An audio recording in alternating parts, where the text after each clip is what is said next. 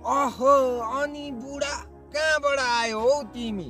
हिजोको काम बन्यो कि बनेन बुढा भन त। गान्तोक पुगेर आएको अलिकति यसो अफिसियली काम थियो र त्यो सकेर आएको नि। अब के गर्नै पर्यो काम पनि। आज एकैछिन काम परेर जानु पर्यो अनि गएर फर्केर आएको नि। ल बुढा भेट भइहाल्यो, अब बसेरै कुरा गरौँ ल। ल बसौँ हो बुढा, गफ गरौँ अब। अनि तिम्रो त्यो गान्तोकको काम बन्यो कि बनेन अरे? अहिले अझै एक दिनको हिजो पैसा माग्दै थियो, मेरोमै थिएन बुढा।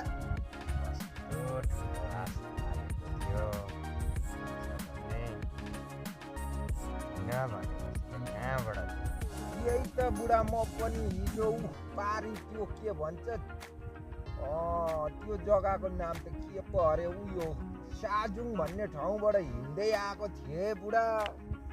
तिमीलाई भेट्नु पर्यो, ठिक्क बाटो भेटे।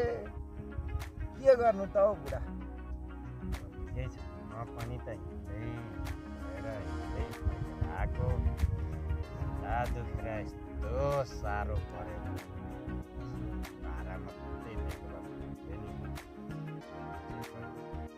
यही त बुढा, भोलि नसुर्ताउ, म तिमीलाई पारी पुऱ्याइदिन्छु, घुमाएर ल्याउँछु। पक्का है फेरि ल ल बुढा, लागौँ लागौँ बुढा।